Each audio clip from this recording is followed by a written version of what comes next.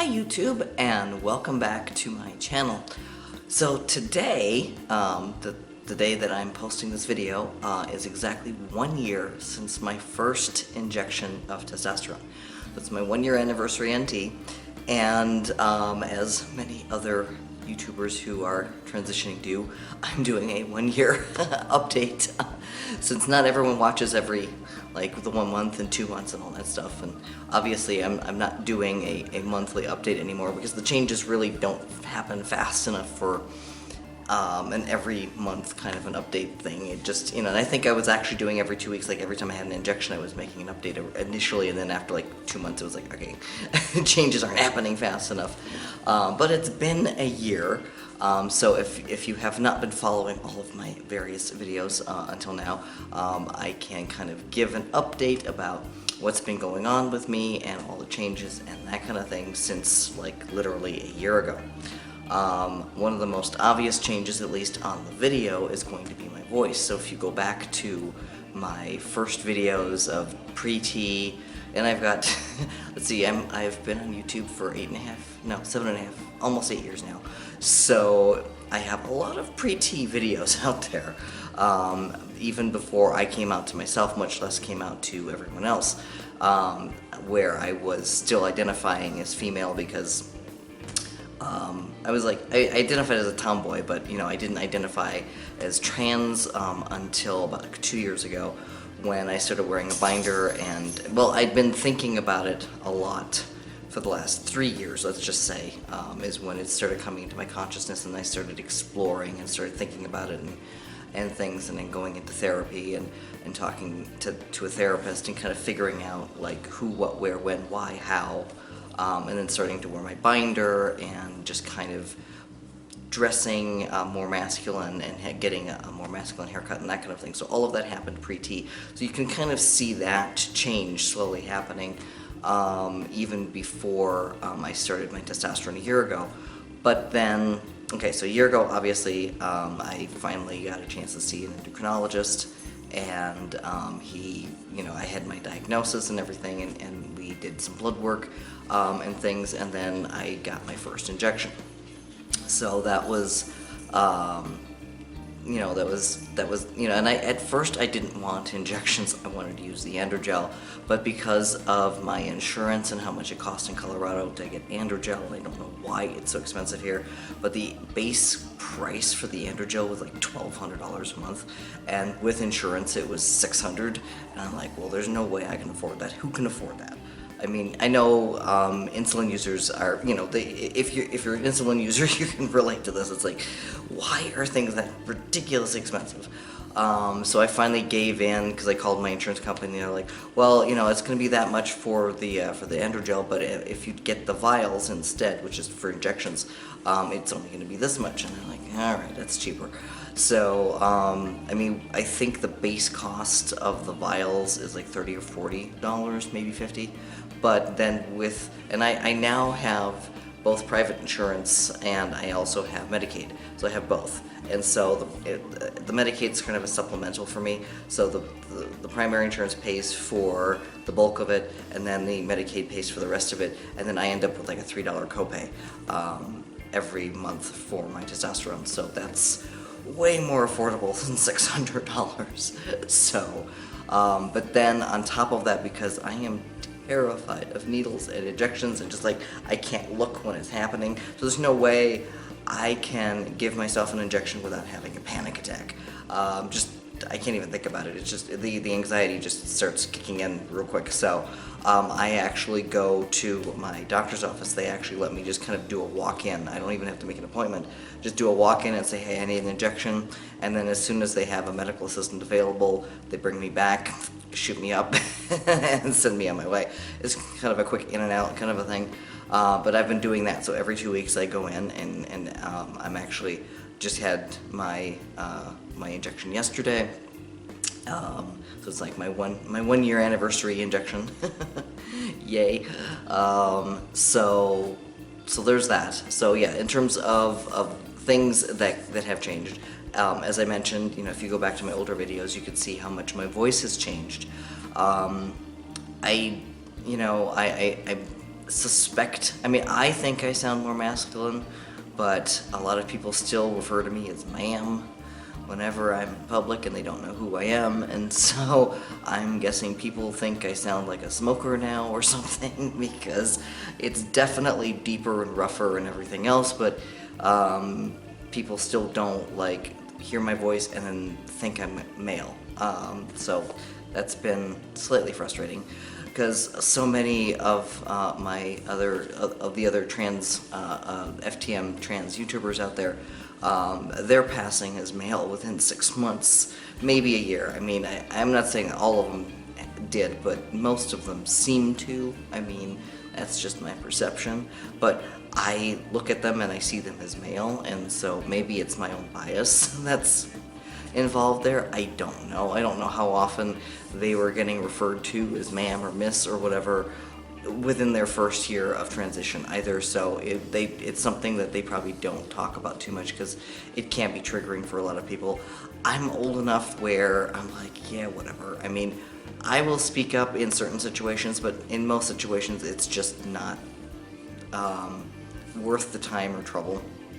Like if I'm in a grocery store and that kind of thing, it's like, especially some of the cashiers at the one store I go to, they're all like, in their 70s, and I don't even know if they understand what transgender is, so me mentioning something is probably just going to confuse the heck out of them, and I'm like, it's just not worth it. So I'm like, okay, fine. Hopefully one day they will eventually, and I know a big part of my not passing, I think, is my body. The fact that, I have been getting fat redistribution, I've been losing some weight and everything, but I've always carried all of my weight in my thighs and my hips, my thighs and everything. So I'm very bottom heavy, and I've always hated that. That's, so I've got a combination of dysphoria and body dysmorphia at the same time with all of that, but my body shape is something that has always been a struggle for me, and the fact that the fat is redistributing now, and of course it's all going to my gut, but for some reason I don't mind having a gut like the gut's like, oh, okay, it's there, whatever. But I know from a health perspective it's not healthy to have your weight in your gut, so I have been trying to lose weight. I've been trying for decades, but I've always suspected that hormones were an issue with my weight loss, and after I had my ovaries out recently, my weight has started coming off much more quickly than in the last year. So it's like, that's probably was a factor for me, was the estrogen, or whatever the hell was going on with my ovaries, because I've had issues with my ovaries for my entire life anyway, and I'm going in for my hysterectomy next week to get rid of the rest of it, because there's more pain and other issues and stuff, and that entire part of my body has always caused me a lot of pain, a lot of problems. Hormonally, I've just always been off kilter one way or the other. So for me, it's really a good thing from even a medical perspective, not even just a transition perspective, to just finally get rid of it all. So there's that. But regardless, okay, obviously my voice has changed and is continuing to change. I believe it'll be another year or two before it settles into whatever the final tone it's going to have, and I do hope that the tone masculinizes more than it has. Getting deeper is one thing, but there's this tone, because there's men that have higher pitched voices and men that have lower pitched voices. You think about Sonny Bono, for example, Cher's late husband and ex-husband. Chaz Bono's dad, he had a very high-pitched male voice, but it was still a male voice. I don't think people heard his voice and said, wow, he sounds like a girl, any more than, and that's the one remarkable thing, is when Chaz transitioned, he developed his dad's voice. He's got the same voice as his dad. Sounds exactly like his dad to me, at least to my ear, but I grew up watching the Sonny and Cher show, and so I was always a big fan of that family and everything, so I know that, again, you've got the tone of the voice, but then there's that masculine. I don't know what else to call it, masculine tone versus feminine tone. I don't know, but I don't know if that's present in my voice yet. I'd like to think it is, but you know. But moving on, I'm focused way too much on my voice. Obviously, I actually have not shaved in almost a week now, and you can tell not much. I mean, I think from the camera perspective, you can now start seeing that I've got some hair here, and I've actually got hair on the sides of my face, and I will try getting closer to the camera and seeing if it can focus in on it. But so bear with me for a second here. So I don't know if you can see. I mean, it's coming in slowly, the hairs and everything. So it's not quite there yet, but I think the facial hair is one of those things that could take 2 or 3, maybe even 4 or 5 years before it kind of really fills in and stuff. So that's obviously something that I need to be patient with, but it's coming in, it's there, it's just not, it's still very sparse, you know, and that's just something I have to be patient with.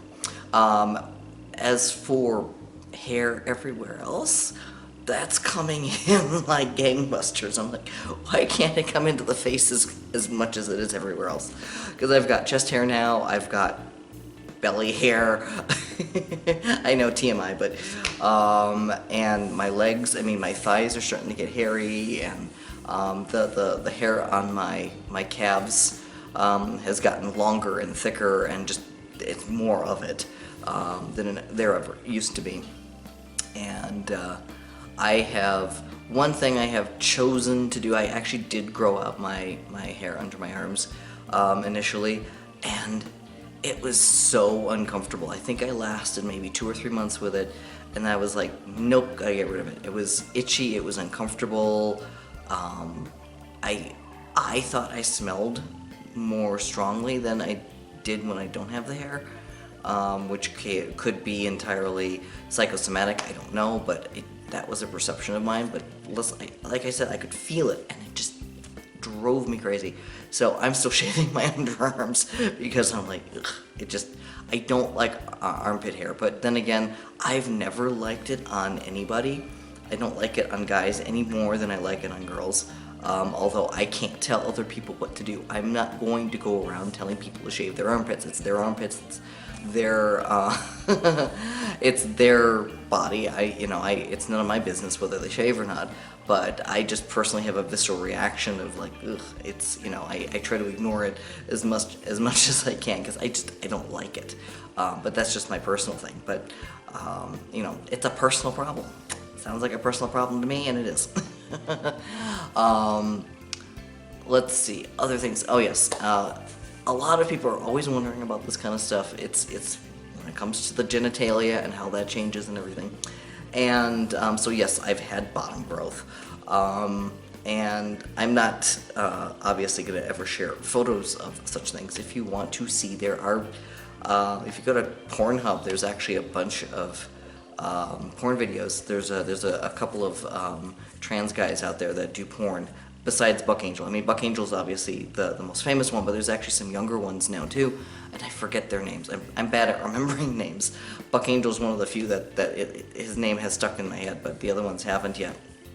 And so if you want to see what bottom growth on a trans guy looks like, go to Pornhub and search FTM. Go to Pornhub, to the Pornhub gay section, and then search for FTM, and then you'll see what a transgender guy looks like, if you really want to know what it looks like.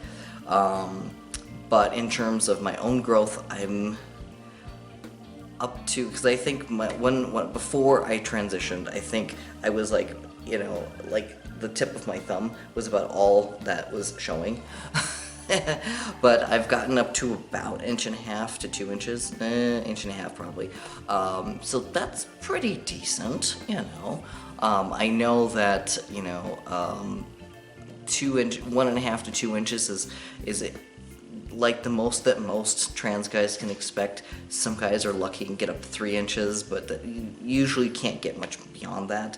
At least not without metoidioplasty, because with metoidioplasty you can kind of release the microphallus from the labia, and so that it can hang in a more natural penis angle and stuff, and that gives it a little bit more length and things. And then with the metoidioplasty, you can also route the urethra through it so that you can pee through it standing up, which, you know, I don't really care. I'm lazy. I don't mind sitting down. So I'm like, eh. So I'm not having any of those surgeries. And then of course the other one, the more commonly known one, is the phalloplasty, where a trans guy can actually have an actual cisgender sized penis built, and the size of it depends on, I believe it's a compromise between what the guy really wants and how much skin is available to build one, because they usually use skin from your forearm and stuff, and you end up with a big scar. Although you can also get skin from your thigh. I don't know exactly all the details. It's like I have no interest in any of that, so I haven't really looked into the phalloplasty nearly as much.